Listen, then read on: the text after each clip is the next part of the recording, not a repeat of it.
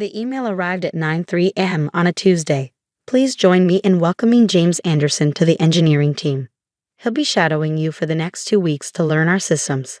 I stared at my screen, a cold feeling settling in my stomach. After 12 years at Quantum Dynamics, I knew what shadowing really meant. They were replacing me with someone younger, probably cheaper, and I was expected to teach him everything I knew before they showed me the door.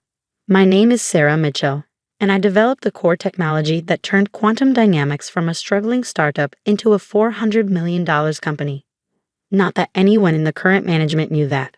The people who had been there at the beginning, who knew the truth about QDS Secure, our flagship security software, were long gone. Victoria Kane, our new CEO who had arrived 6 months ago full of fresh perspectives and strategic realignment plans, stood in my office doorway with a plastic smile. Behind her was James Anderson, looking uncomfortable in his crisp new shirt and trying too hard to seem confident. Sarah, Victoria's voice dripped with false warmth. James here is a brilliant graduate from Stanford.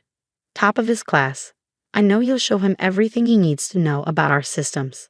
Everything he needs to know. I almost laughed. The core architecture of QDS Secure had taken me 3 years to develop, working nights and weekends in my tiny apartment, fueled by coffee and determination. The patent application I filed under my own name, before Quantum Dynamics even existed, was buried in a drawer at home, a security measure I'd taken when I first sensed the company's culture changing. Of course, I replied, gesturing to the empty chair beside my desk. Happy to help. Victoria's smile tightened slightly. We both knew this wasn't a request. In tech, when they ask you to train your replacement, refusing is career suicide. Not that my career at Quantum Dynamics had much life left anyway. James settled into the chair, tablet ready, eager to learn. He wasn't a bad kid, really, just ambitious, probably told he was getting a great opportunity to learn from a senior team member before taking over the position. I doubted they told him he was here to replace someone who had been with the company since it was 6 people working out of a converted warehouse. Let's start with the basics, I said, pulling up the system architecture diagrams. QDS Secure operates on a proprietary encryption protocol. As I walked in through the surface-level functionality, my mind drifted back to 2011, when I first developed the encryption algorithm that would become QDS Secure's foundation. I was 28, working as a security consultant, and had stumbled upon a way to dramatically improve encryption speeds without compromising security. Michael Torres, Quantum Dynamics' original founder, had seen the potential immediately. This could revolutionize enterprise security, he'd said, offering me not just a job but a partnership. We'll build the company around your technology. The patent had been filed and approved before I joined Quantum Dynamics. A deliberate choice on my part. I'd seen too many developers lose control of their innovations to corporate ownership. Michael had understood and agreed to a licensing arrangement that gave the company exclusive rights to use my technology while I retained ownership. That agreement, tucked away in the company's original incorporation documents, had survived 3 CEOs, 2 acquisitions, and a dozen reorganizations. Not that anyone had bothered to read those old files. They were too busy disrupting and innovating to care about history. Sorry, James interrupted my thoughts.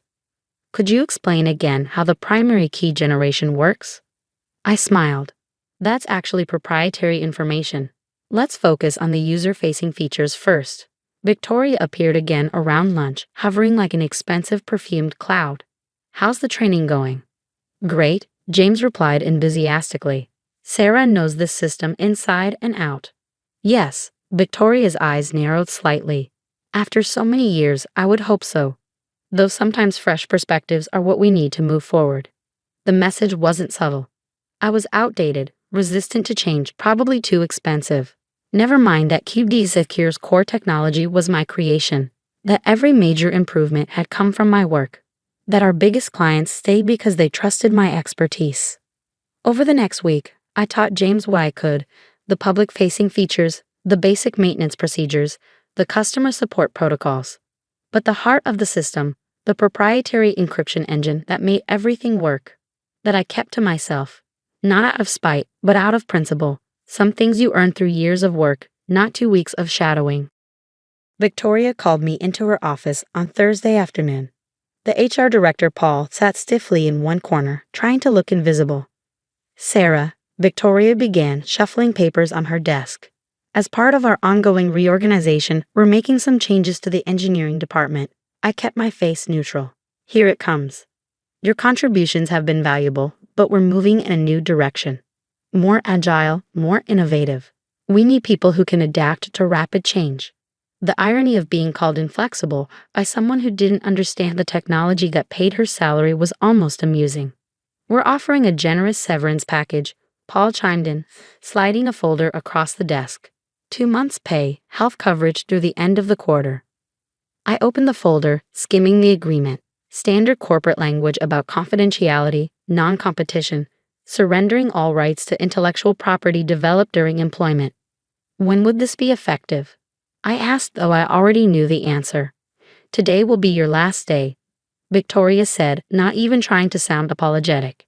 James has picked things up quickly, and we need to move forward with our new initiatives.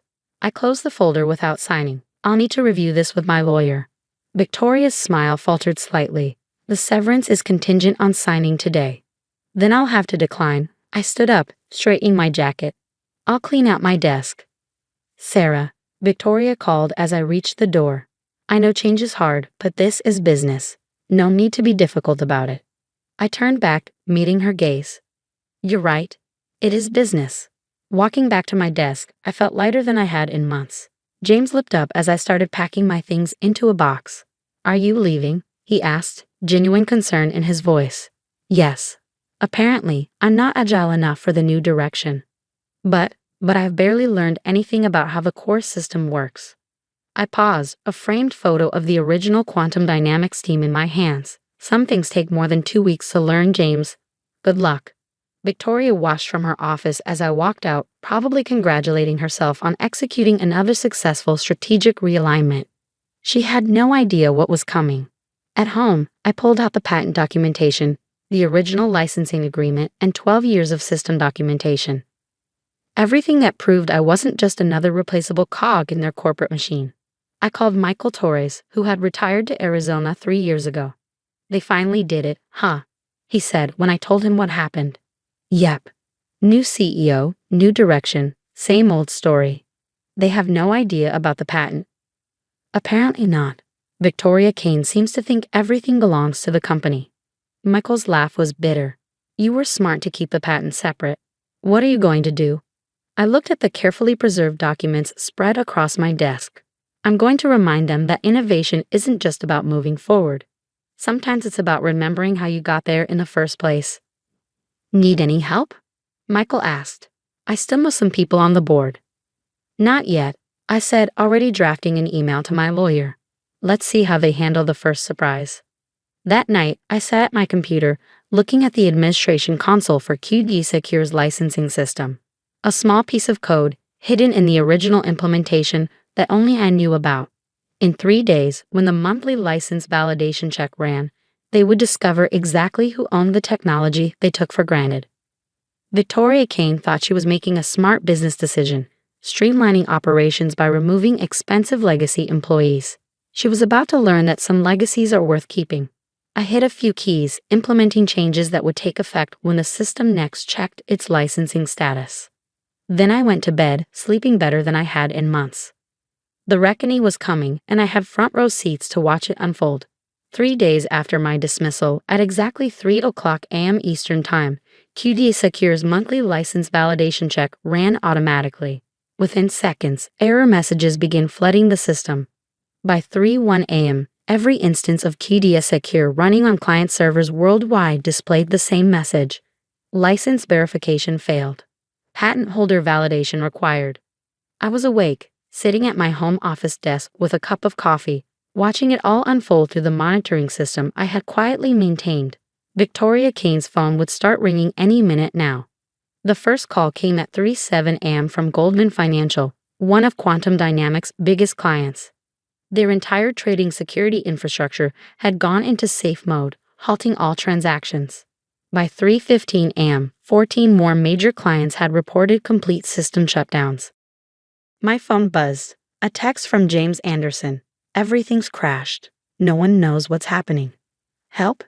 I set my phone aside without responding. Poor James was about to learn a valuable lesson about corporate politics and intellectual property rights. At 3:30 a.m., my email pinged with an urgent message from Victoria. Sarah, there seems to be some sort of system malfunction. We need you to come in immediately to assist with recovery. We'll pay emergency consulting rates. I smiled at her attempt to sound professional while her company was imploding. My response was brief. I'm afraid I'm not available for consulting at this time. However, you might want to review the original patent and licensing documentation for QDS Secure. Pay particular attention to patent US 8,429,671B, filed under my name in 2011. By 4:00 a.m., Quantum Dynamics' legal team had discovered what Victoria should have known before firing me. I owned the core technology. The licensing agreement gave me the right to revoke access if the company breached certain conditions, including maintaining the original developer's involvement in the system's operation. My phone rang again. Victoria's number. I let it go to voicemail. Sarah, this is completely unprofessional. Her voice was tight with barely controlled panic. You can't just shut down our entire system. Call me immediately. I drafted a quick email to my lawyer instead, copying Victoria. As the legal owner of patent US 8,429,671B and pursuant to Section 7.3 of the original licensing agreement with Quantum Dynamics, attached, I am exercising my right to suspend the company's access to my intellectual property following their breach of our ongoing operational agreement. I am happy to discuss reinstatement terms with authorized representatives. The sun was rising when my doorbell rang. I checked the security camera to see Victoria herself standing on my porch, looking considerably less polished than usual and hastily thrown on clothes. I opened the door but didn't invite her in. This is sabotage, she said without preamble. We'll sue you for damages. Actually, I replied calmly, it's asset protection. And before you waste money on lawyers, you might want to check with your board of directors. I believe they're already meeting to discuss this situation. Her face paled. The board? Yes. Apparently, several major shareholders are concerned about how a key piece of intellectual property was mishandled. Did you know that QDS Secure generates 60% of Quantum Dynamics revenue? She hadn't known. I could see it in her eyes. What do you want? She asked, her voice softer now. I don't want anything. The board of directors, however, might have some questions about why you fired the patent holder of your core technology without due diligence. As if on cue, her phone buzzed. She glanced at it, and her face went even whiter. Emergency board meeting in 30 minutes, she whispered. You should probably get to that, I suggested. And Victoria, thanks for your service. She flinched at hearing her own dismissive words thrown back at her. After she left, I received a call from Herbert Matthews, the board chairman. Ms. Mitchell, his voice was grave. We've just reviewed the patent and licensing documentation. Why didn't you mention this during your termination? Would it have mattered? I asked. Victoria Kane was brought in to modernize the company. Apparently, that meant discarding anything she didn't understand. The board has called an emergency session, he said. We would appreciate your attendance. I agreed to video conference in. No need to leave my comfortable home office for their corporate crisis. At 9:00 a.m., I connected to the board meeting. Victoria sat at one end of the table, looking like she hadn't slept. James Anderson was there too, probably to explain why he couldn't get the system working again. Ms. Mitchell, Herbert began, we find ourselves in an unprecedented situation. 17 major clients have threatened to cancel their contracts if service isn't restored immediately. Our stock price is already dropping in pre-market trading. That sounds serious, I observed mildly. Sarah, please, Victoria interrupted. Just tell us how to restart the system. I leaned back in my chair, letting the moment stretch out. The system doesn't need to be restarted, I explained. It needs to be properly licensed. As the patent holder, I'm happy to discuss new terms. Terms? Victoria's voice rose. We own the system. No, Herbert corrected her sharply. We have a licensing agreement that you apparently didn't bother to review before terminating its key stakeholder. James raised his hand tentatively. I've been trying to understand the core encryption engine, but there are parts that aren't documented anywhere in our codebase. That's because those parts are proprietary, I explained. They belong to me, not Quantum Dynamics. What you have is a licensed implementation. Victoria started to speak, but Herbert cut her off. Ms. Mitchell, what would it take to resolve this situation? I opened a document on my screen and began sharing it with the meeting. I've prepared a new licensing agreement, I said. The terms are simple. I retain patent ownership and return to Quantum Dynamics as Chief Technology Officer, with full autonomy over the technical direction of QDS Secure and any derived products. Additionally, I want a complete review of recent terminations in the engineering department. Good people were lost due to age discrimination and false claims of obsolescence. The board members exchanged glances. Herbert leaned forward. And if we agree to these terms, then I can have the system back online in about 5 minutes. Victoria stood up abruptly. This is extortion. No, Herbert's voice was ice. This is consequences. Please wait outside while the board discusses Ms. Mitchell's terms. As Victoria stormed out, I caught James trying to hide a smile. The board's deliberation took exactly 12 minutes. When they returned, Herbert spoke directly to my video feed. Your terms are accepted, Ms. Mitchell. The board has also accepted Victoria Kane's resignation, effective immediately. When can you start? I pretended to check my calendar, though I'd been prepared for this moment for days. How about now? I opened my laptop's command console and entered a series of commands. Around the world, QDS Secure systems began coming back online. James's eyes widened as he watched the monitoring dashboard turn from red to green. That's it, he asked. Just like that. Just like that, I confirmed. Sometimes the most powerful code is the simplest. Speaking of which, James, I hope you're ready to learn how this system really works. This time without the 2-week deadline. Herbert cleared his throat. Ms. Mitchell, the board would appreciate a full briefing on the technical architecture when you have a moment. We want to ensure nothing like this happens again. Of course, I agreed. Though I suggest we start with a review of the company's intellectual property management policies. After all, innovation isn't just about creating new technology. It's about respecting and protecting the innovations you already have. As the meeting ended, I sat back in my chair, allowing myself a small smile. In 3 days, I had gone from discarded employee to Chief Technology Officer. But more importantly, I had reminded Quantum Dynamics that true innovation doesn't come from flashy MBAs with buzzwords. It comes from the people who build, maintain, and understand the technology that makes everything possible. My phone buzzed with a message from James. Does this mean I still have a job? Yes, I replied, but now you'll be learning from me properly, not just shadowing. Hope you're ready for some real engineering. Outside my home office window, the morning sun had fully risen. Somewhere across town, Victoria Kane was probably clearing out her office, learning her own lesson about the danger of underestimating legacy employees. But my work was just beginning. I had a company to rebuild, a culture to fix, and a new generation of engineers to mentor properly. After all, that's what real innovation looks like. 6 months into my role as CTO of Quantum Dynamics, I sat in what used to be Victoria Kane's office, reviewing the changes we'd implemented since that dramatic night when QD Secure went dark. The wall that once displayed Victoria's MBA and corporate awards now showcased something far more meaningful: patents and technical innovations from our engineering team. The company's transformation had been dramatic, but not in the way Victoria had envisioned with her strategic realignment. We hadn't become more agile by discarding experienced engineers. Instead, we'd grown stronger by recognizing and nurturing talent at all levels. James Anderson, whom Victoria had hired to replace me, had turned out to be an excellent engineer once freed from corporate politics. He now led our development team, having learned the true complexities of QD Secure's architecture. More importantly, he'd learned the value of respecting experience over buzzwords. Sarah? He appeared in my doorway, tablet in hand. You're going to want to see this. He handed me the tablet, displaying a news article. Former Quantum Dynamics CEO Victoria Kane's new venture files for Chapter 11 bankruptcy. I skimmed the article, noting how her attempt to launch a competing security software company had failed spectacularly. Apparently, investors had been skeptical of a CEO who had managed to lose control of her previous company's core technology. Karma's interesting, isn't it? James commented. It is, I agreed, handing back the tablet. Though I prefer to focus on what we're building rather than others' failures, how's the new encryption protocol coming along? His face lit up. Actually, that's the other thing I wanted to show you.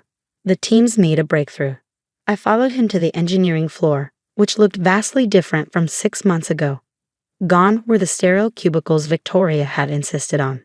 Instead, we had collaborative spaces, testing labs, and walls covered in whiteboards filled with complex algorithms. More importantly, the demographics had changed. After reviewing the terminations under Victoria's tenure, we discovered a clear pattern of age discrimination. Many experienced engineers had been pushed out under the guise of modernization. One of my first acts as CTO had been to reach out to those who had been unfairly terminated. Many had returned, bringing with them decades of valuable experience. Now our teams were truly diverse, with seasoned veterans working alongside fresh graduates, each learning from the other. Maria Chen, one of the legacy engineers Victoria had pushed into early retirement, was now leading our research division. At 62, she had more patents to her name than most Silicon Valley startups. The new hybrid encryption model is showing remarkable results, she explained, pulling up test data. By combining your original algorithm with the quantum-resistant approach David suggested, we've increased processing speed by 340% while maintaining security integrity. David, a recent graduate who would have been considered too inexperienced for such responsibility under the old regime, beamed with pride. This was how real innovation happened, through collaboration, not competition. The quarterly board meeting the following week highlighted just how much had changed. Instead of PowerPoint presentations full of business jargon, we had live demonstrations of technical achievements. The board members, who had once glazed over during technical discussions, were now actively engaged. Ms. Mitchell, Herbert Matthews began, the numbers speak for themselves. Revenue is up 85% year over year. Client retention is at 98%. And our market share in the security sector has increased by 23%. I nodded, but directed attention to a different slide. More importantly, look at our innovation metrics. Patent filings are up 150%. Our engineering retention rate is now 94%, compared to 40% under previous management. And our technical support satisfaction scores are the highest in the industry, all while maintaining the highest average employee age in the sector, Maria added proudly. Experience matters. The board's support had been crucial in implementing these changes. After the tedious Secure shutdown incident, they'd learned their lesson about valuing technical expertise over management ads. One afternoon, I received an unexpected email from Michael Torres, the original founder who had first recognized the potential of my encryption algorithm.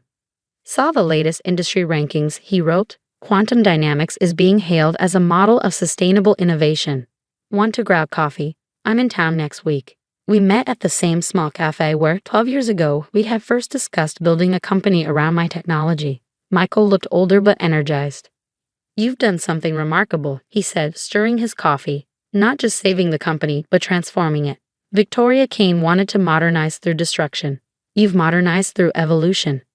We had good foundations, I replied.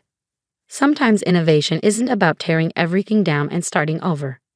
It's about building on what works while being open to new ideas. He smiled. That's why I made sure the patent stayed in your name. I knew someday the company would need reminding of what really matters in tech. The people who create and understand the technology. The conversation shifted to the future. Michael had been watching our progress and had ideas about potential new directions for the company. Not as a manager, but as a technical advisor, exactly the kind of experienced voice Victoria had tried to silence. Back at the office, I found James and the team celebrating. The new encryption protocol had passed its final tests and was ready for deployment. We couldn't have done this without everyone, James announced. The combined experience in this room made something none of us could have created alone. Looking around at the faces, young and old, new hires and veterans, I felt a deep satisfaction. This was what real innovation looked like: collaborative, respectful, and built on a foundation of shared knowledge. That evening, as I prepared to leave, I found a small package on my desk. Inside was a framed copy of my original patent, along with a note from the board. Thank you for reminding us that true value isn't about titles or trends. It's about recognizing and protecting the innovations and innovators that make progress possible. I hung it on the wall next to the team photos and technical awards. A reminder that sometimes the most powerful response to being undervalued isn't revenge. It's showing everyone exactly what real value looks like. 1 year to the day after Victoria had dismissed me as obsolete, I stood in the company auditorium. addressing our now expanded engineering department. The audience included not just our local team, but video feeds from our new development centers worldwide. A year ago, someone decided that experience was a liability and innovation meant discarding the past. I began. Today, we're ranked as the most innovative company in our sector precisely because we value both experience and new ideas. Real progress isn't about choosing between old and new, it's about bringing them together. I gestured to the screen behind me, showing our latest performance metrics. Our success isn't just measured in revenue or market share. It's measured in patents filed, problems solved, and most importantly, in the collective knowledge we're building. James, sitting in the front row, nodded in agreement. He'd grown from Victoria's unwitting replacement hire into a talented technical leader, proof that good engineers thrive when freed from toxic corporate politics. Last week, a reporter asked me what I did differently as CTO. I continued. The answer is simple. I remembered what matters in technology, not buzzwords or board presentations, but the actual innovation that solves real problems. That comes from people, all of them, regardless of age or background. After the presentation, I returned to my office to find an email from Victoria Kane. After her startup's bankruptcy, she was seeking new opportunities and wondered if we might discuss a potential role at Quantum Dynamics. I drafted a brief response. Thank you for your interest. However, we found that our best results come from valuing and retaining the talent we already have. Best of luck in your future endeavors. Then I turned back to reviewing patent applications from our engineering team. Real innovation was waiting, and it had nothing to do with corporate politics or strategic realignment. It had everything to do with respecting the people who create, understand, and improve the technology that moves us forward. Sometimes you have to shut everything down to make that point clear.